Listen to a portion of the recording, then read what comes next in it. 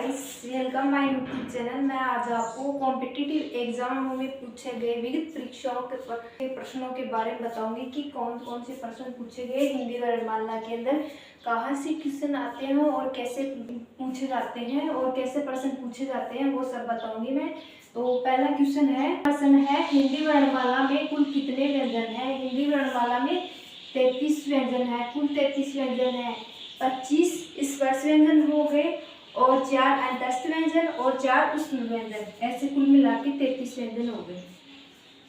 दूसरा है हिंदी वर्णमाला में स्पर्शी व्यंजन कितने हैं। स्पर्शी व्यंजन कितने हैं, तो हिंदी वर्णमाला के अंदर स्पर्शी व्यंजन 25 है।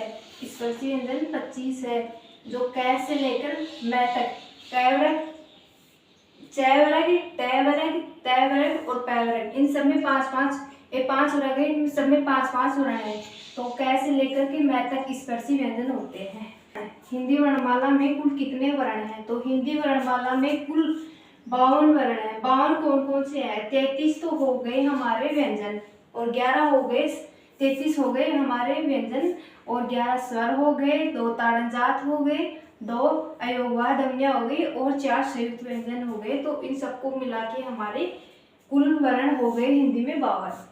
अब आता है चौथा क्वेश्चन, हिंदी वर्णमाला में अंतस्थ व्यंजन कितने हैं। हिंदी वर्णमाला में कुल अंतस्थ व्यंजन 4 है।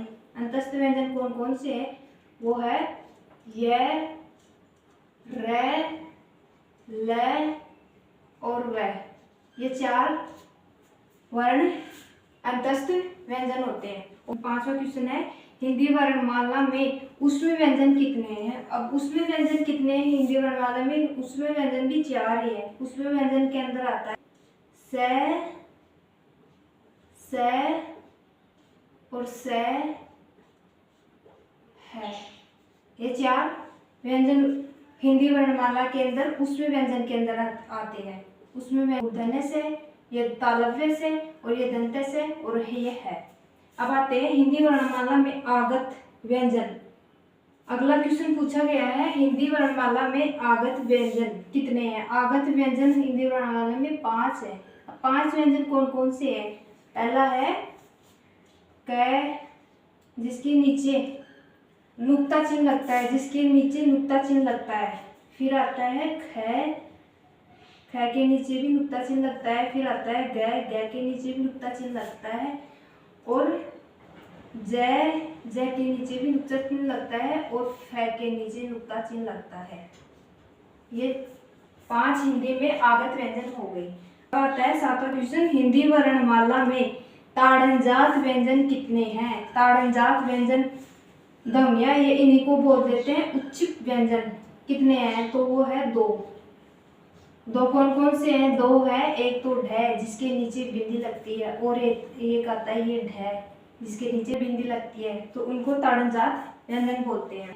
अब 8वां क्वेश्चन है हिंदी में आगत स्वर कितने हैं। हिंदी में आगत स्वर सिर्फ एक है। वो कौन सा है, वो है ये ओ, जिसको हम डॉक्टर लिखते हैं तो ऐसे लिखते हैं, डॉक्टर के ऊपर ये लगाते हैं, तो ये आगत स्वर है। ये ओ आगत स्वर के अंदर आता है। हिंदी वर्णमाला में 9वां क्वेश्चन है हिंदी वर्णमाला में संयुक्त व्यंजन कितने हैं। संयुक्त व्यंजनों की संख्या पूछी है, तो हिंदी वर्णमाला में संयुक्त व्यंजन 4 है। संयुक्त व्यंजन कौन कौन से हैं, पहले आता है क्ष, जो क और श से मिलकर बना है। दूसरा आता है त्र, जो त और र से मिलकर बना है। तीसरा आता है श, जो श और र से मिलकर बना है। और चौथा आता है ग, जो ज और ए से मिलकर बना है। अब तो ये हमारे संयुक्त व्यंजन हो गए।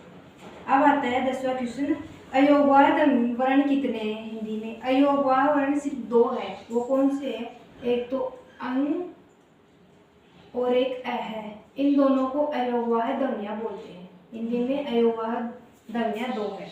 अब आता है 11वां क्वेश्चन, हिंदी में कुल स्वर कितने हैं। हिंदी में कुल स्वरों की संख्या है 11, जो अ से लेकर और आउ तक है, ऐसे लेकर के।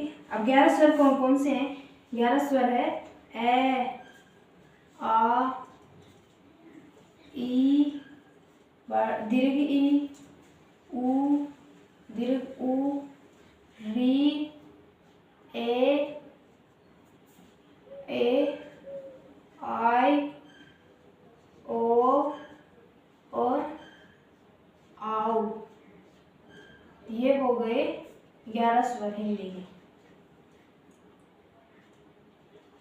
ये हिंदी में। तो ऐसे क्वेश्चन हमारे एग्जामों में पूछे गए हैं। जो भी एग्जाम लगती है, चाहे वो किसी भी कंपटीशन की एग्जाम हो, तो उनमें ऐसे प्रश्न पूछते हैं। तो